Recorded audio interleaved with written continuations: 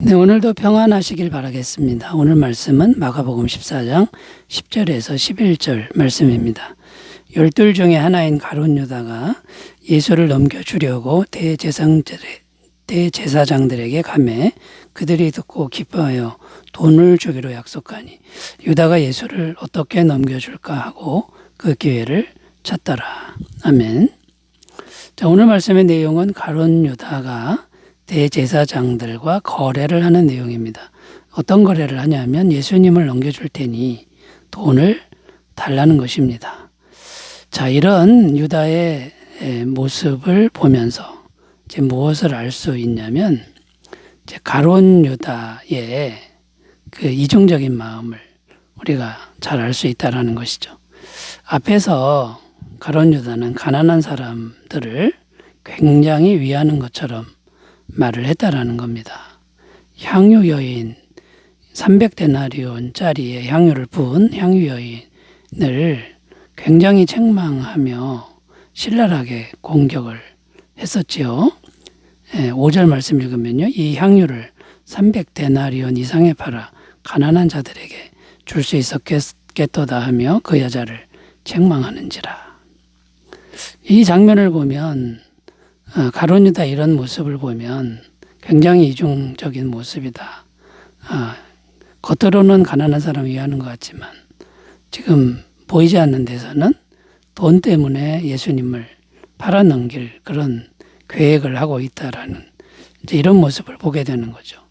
그리고 이 사람이 얼마나 돈 욕심이 많은 사람인지를 알 수 있다라는 겁니다.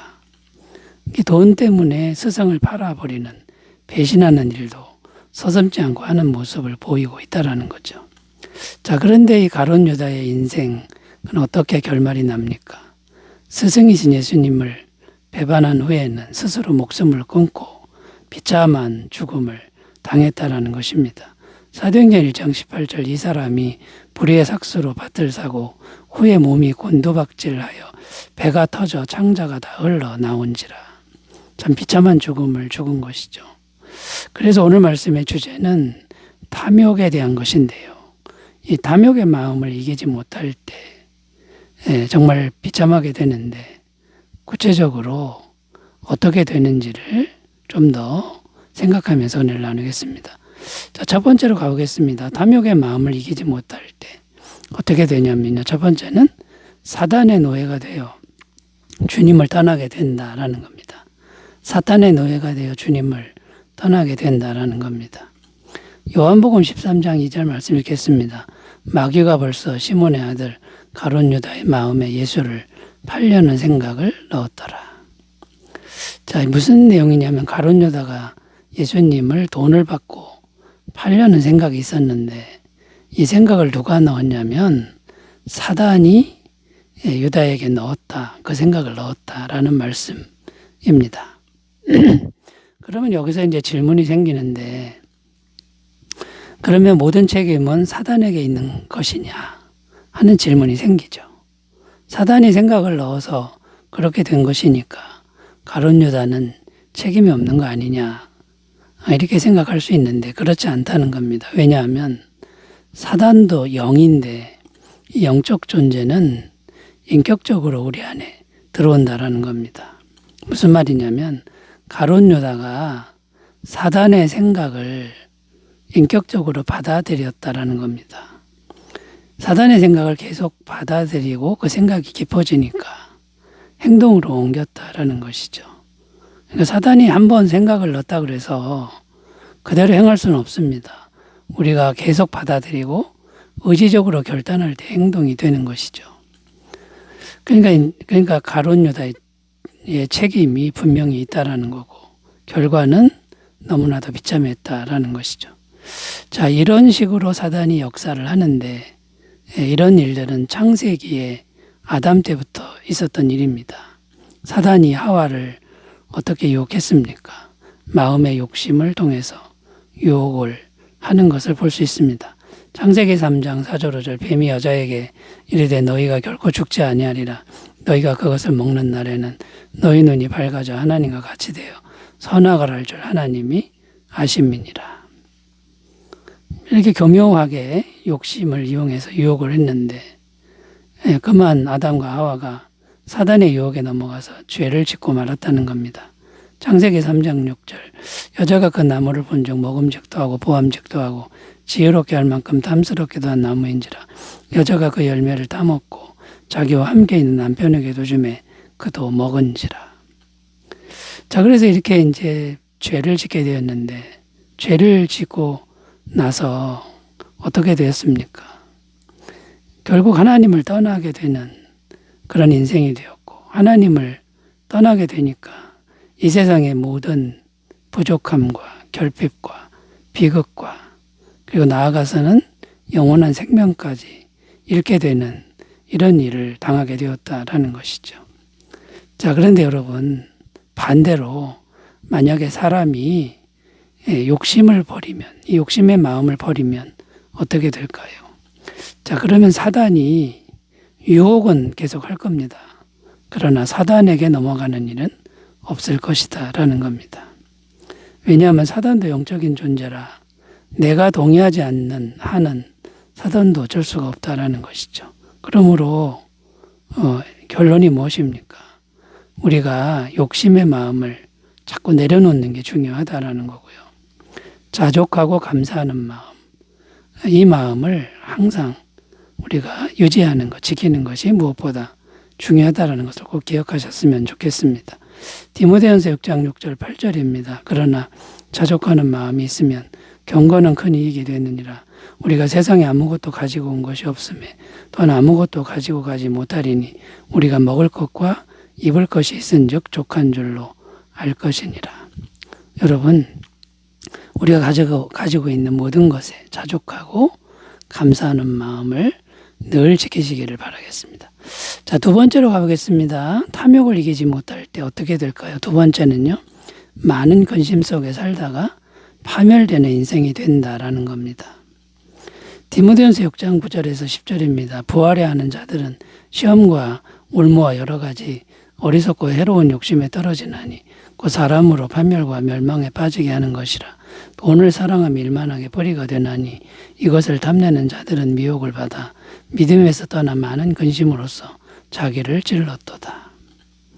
무슨 말이냐면 탐욕을 이기지 못하면 파멸되는 인생이 된다는 말씀인데 결론이 그렇게 되는데 과정도 좋지 않다는 겁니다. 그 과정이 어떤 것이냐면 많은 근심으로써 자기를 찔렀도다. 이렇게 말씀하고 있다는 겁니다. 과정에서 계속 근심에 시달린다라는 거고 결말은 파멸한다. 이런 말씀입니다. 왜 이런 일이 생기냐면 무엇인가 많이 가져야만 안전하다고 생각하는 이런 마음이 탐욕의 마음이라는 겁니다. 많이 가져야만 안전하다고 생각하기 때문에 그래서 어떻게 행동합니까? 눈만 뜨면 더 가지려고 더 많이 가지려고 노력한다라는 거죠. 더 많이 가지려고 하니까 다른 사람의 것을 빼앗을 수밖에 없고 경쟁할 수밖에 없다는 겁니다. 치열하게 싸우는 인생이 되는데 치열하게 싸우면서도 그게 당연하다라고 생각하게 되는 거죠. 그러니까 근심이 떠날 수가 없다라는 겁니다. 야고보서 4장 1절 2절 너희 중에 싸움이 어디로부터 다툼이 어디로부터 나느냐 너희 지체 중에서 싸우는 정욕으로부터 나는 것이 아니냐 너희는 욕심을 내어도 얻지 못하여 살인하며 시기하여도 능히 취하지 못함으로 다투고 싸우는도다. 너희가 얻지 못함은 구하지 아니하기 때문이요. 이렇게 더 가지려고 하는 이런 욕심, 그래야 안전하다라고 하는 그런 마음이 이렇게 자꾸만 싸우게 만들고 계속 근심하게 만든다라는 겁니다. 그러면 우리는 어떻게 이런 것에서 자유할 수 있는 것입니까? 하나님의 공급하심을 신뢰하는 믿음을 길러야 한다라는 겁니다. 하나님은 어떤 분입니까? 우리의 필요를 항상 채우시고 공급하는 분이라고 성경은 증언합니다. 빌립보서 4장 19절 나의 하나님이 그리스도 예수 안에서 영광 가운데 그 풍성한 대로 너희 모든 쓸 것을 채우시리라. 또 마태복음 6장 26절 공중의 새를 보라 심지도 않고 거두지도 않고 창고에 모아들이지도 아니하되 너희 하늘 아버지께서 기르시나니 너희는 이것들보다 귀하지 아니하냐. 자, 여러분, 이 믿음만 있으면 더 많이 갖지 않아도 됩니다. 하나님과 가까운 관계만 유지하면 근심에서부터 벗어나고 욕심에서부터 벗어나게 될 줄로 믿습니다. 탐욕의 마음을 잘 극복하시기를 바라겠습니다. 자, 세 번째로 가보겠습니다. 탐욕을 이기지 못할 때 어떻게 될까요? 세 번째는 돈을 신으로 섬기는 우상숭배의 인생이 된다라는 겁니다. 돈을 신으로 섬기는 우상숭배의 인생이 된다라는 것입니다. 마태복음 6장 24절 말씀 읽습니다. 한 사람이 두 주인을 섬기지 못할 것이니 호기를 미워하고 저를 사랑하거나 호기를 중히 여기고 저를 경히 여김이라 너희가 하나님과 재물을 겸하여 섬기지 못하느니라. 자, 이 말씀에서 중요한 게 뭐냐면 돈이 신이 될 수 있다. 돈이 하나님 자리에 앉을 수 있다라는 말씀입니다. 돈을 하나님 섬기듯 하는 일이 있다고 말씀하는 그런 내용입니다. 자, 그런데 돈이 하나님 자리에 있으면 그게 바로 우상숭배가 된다라는 것이고요. 근데 우상숭배가 되면 이게 하나님의 진노가 임하게 되는 것이죠. 골로새서 3장 5절 그러므로 땅에 있는 지체를 죽이라 곧 음란과 부정과 사욕과 악한 정욕과 탐심이니 탐심은 우상숭배니라. 그 다음에 이어지는 말씀은 이것들로 말미암아 하나님의 진노가 임한다고 분명히 성경은 증언하고 있다라는 겁니다. 자, 그러니까 여러분 돈을 절대적으로 생각하는 마음, 돈을 절대적 가치로 생각하는 이 마음이 곧 우상숭배라는 것인데 이 돈이 절대적 가치가 되면은 우리는 돈을 위해서 무슨 짓이라도 하는 그런 존재가 된다라는 겁니다. 때로는 사람을 해치기도 하고요. 그 다음에 양심에 위배되는 그런 일도 행하게 되고요. 도둑질도 하게 되고 심지어는 하나님도 버리게 되는 이런 비참한 지경에 빠진다라는 것이죠. 가룟 유다가 그런 인물이었습니다. 마음속에 돈이 절대적 가치가 되니까 하나님도 버리고 양심도 버리고 스승도 배반하는 이런 일을 서슴없이 행하고 있는 모습이다라는 겁니다. 그런데 성경은 아주 심각하게 말씀합니다. 이런 사람은 하나님 나라에 못 들어간다. 들어갈 수 없다라고 말하고 있습니다.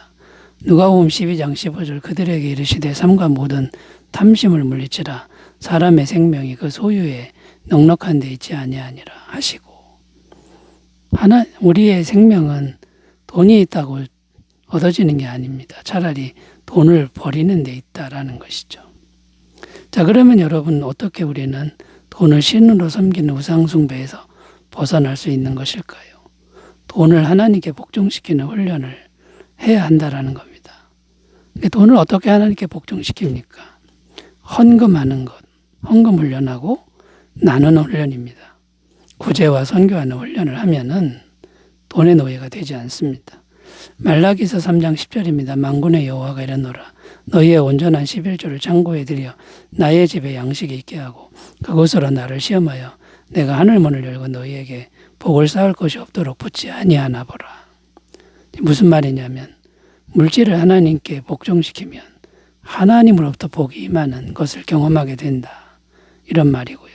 누가복음 6장 38절 주라 그리하면 너희에게 줄 것이니 곧 후이되어 누르고 흔들어 넘치도록 하여 너희에게 안겨주리라. 너희가 헤아리는 그 헤아림으로 너희도 헤아림을 도로 받을 것이니라. 나눠주는 이런 일을 하라는 건데 돈을 이웃에게 나눠주면 하나님이 넘치도록 공급하시는 그런 은혜를 경험하게 하신다라는 말씀인데 이 말씀을 꼭 믿으셨으면 좋겠습니다. 기도합니다. 하나님 아버지, 이 탐욕의 마음은 누구에게도 쉬운 문제가 아닙니다만 우리는 잘 극복하게 하옵소서. 예수님의 이름으로 기도드립니다. 아멘. 좋은 하루 되시기 바라겠습니다. 감사합니다.